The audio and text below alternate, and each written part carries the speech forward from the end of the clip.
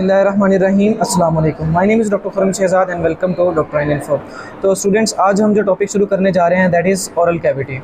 तो और GIT basically starts from oral cavity.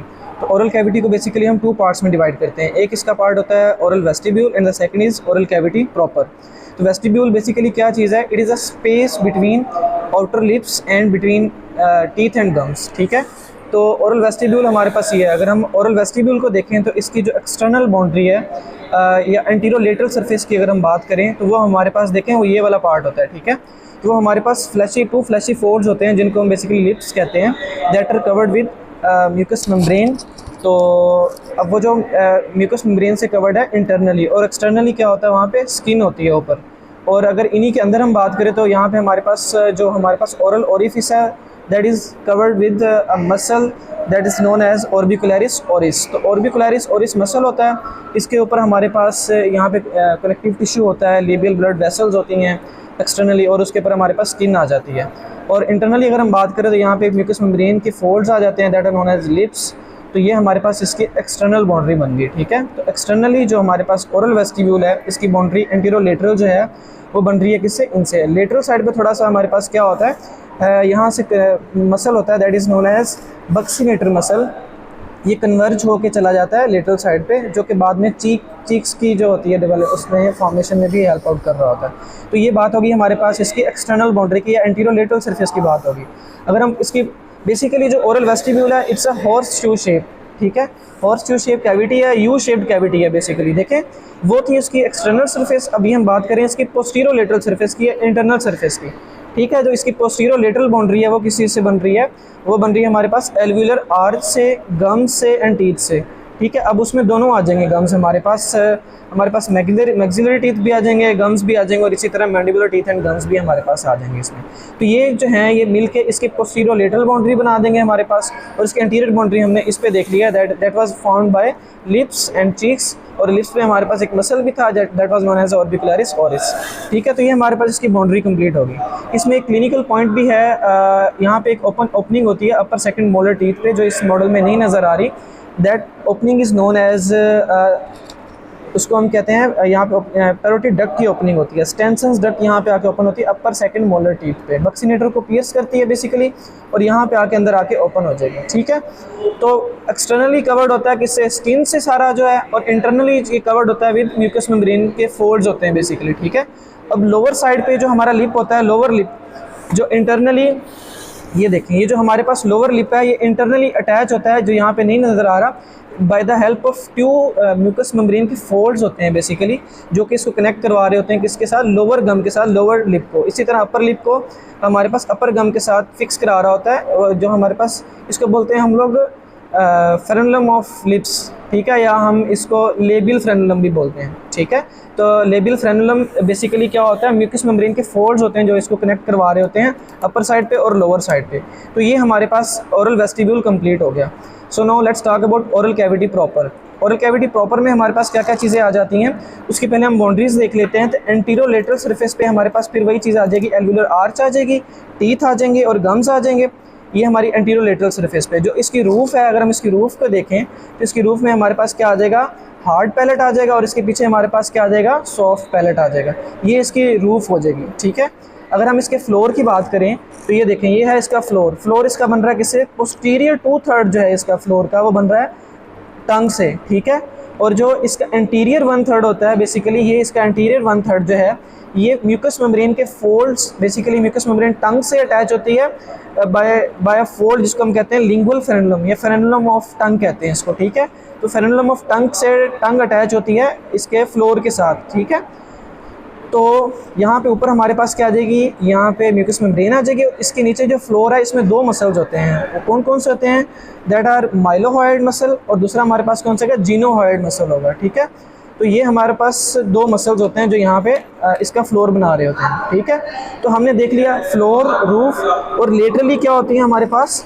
Oral cavity proper की जो लेटरल बाउंड्रीज हैं वो बना रही होती है बेसिकली, चीक्स बना रही होती है इसकी लेटरल बाउंड्रीज। ठीक है, तो अब हम थोड़ा सा डिटेल में देख लेते हैं कि ओरल कैविटी की जो रूफ है वो कैसे बन रही है, उसमें कौन कौन से पार्ट्स अपना जो हैं आ रहे हैं। ठीक है, तो हम दूसरे मॉडल से देखते हैं यहाँ से। अब तो ये देखें ये हमारे पास है बेसिकली हार्ड पैलेट। ठीक है। एंटीरियर 2/3 जो है वो बन रहा है हमारे पास किससे, हार्ड पैलेट का पैलेटाइन प्रोसेस ऑफ मैक्सिला से बन रहा है, ठीक है। और एंटीरियरली हमारे पास ये एल्वियुलर आर्च आ जाएगी पूरी। एल्वियुलर आर्चेस के अंदर क्या होंगी, एल्वियुलर पॉकेट्स होंगी, इन पॉकेट्स में टीथ एम्बेडेड होंगे, तो ये इसकी हो जाएगी हमारे पास एंटीरियर बाउंड्री, ठीक है। और पोस्टीरियरली हमारे पास क्या आ जाएगा, एंटीरियर 2/3 जो हार्ड पैलेट का वो बन रहा होता है maxillary part of palatine bone से, ठीक है, sorry palatine process of maxillary bone, ठीक है। और पोस्टीरियर 1/3 जो होता है वो बन रहा होता है हमारे पास पैलेटाइन बोन से। तो बच्चों इसमें ना एक और चीज़ भी है, आप यहाँ पर साथ आप ये देखिए, ये नज़र आ रहा होगा, ये आपको एक सल्कस सा नज़र आ रहा है, इसको बोलते हैं इंटर मैक्सिलरी स्यूचर। ये हमारे पास स्यूचर है बेसिकली, ठीक है, इंटर मैक्सिलरी स्यूचर, दो मैक्सिलरी बोन के दरमियान में आ रहा है, तो हम इसको क्या कहते हैं, इंटर मैक्सिलरी स्यूचर। और ये देखें, ये स्यूचर है, ये मैक्सिलरी बोन और पैलेटाइन बोन के दरमियान में बन रहा है, तो इसको हम बोलते हैं मैक्सिलो पैलेटाइन स्यूचर, ठीक है। यहाँ पे 3 फोरामेन है, इंपॉर्टेंट फोरामेन्स हैं। ये है हमारे पास इंसिसिव फोरामेन इसको बोलते हैं, this one is known as a greater palatine foramen, ये हमारे पास है लेसर पैलेटाइन फोरामेन। तो यहाँ से रिस्पेक्टिव नर्व्स निकलती हैं, बेसिकली इंसिसिव फोरामेन से नेजो पैलेटाइन नर्व आती है, और जो कि हार्ड पैलेट को यहाँ से नर्व सप्लाई कर रही होती है। इसी तरह ग्रेटर पैलेटाइन फोरामेन से ग्रेटर पैलेटाइन नर्व आएगी, और लेसर पैलेटाइन फोरामेन से लेसर पैलेटाइन नर्व आएगी। और ये हमारे पास जो है हार्ड पैलेट जो कंप्लीट हो गया, ठीक है। और इसके पोस्टीरियरली जो अगला स्ट्रक्चर जो शुरू होगा वो क्या शुरू होता है हमारे पास, इसके पोस्टीरियरली जो रूफ है उसमें मैंने आपको पहले भी बताया था कि यहाँ पे होता है हमारे पास सॉफ्ट पैलेट होता है, ठीक है।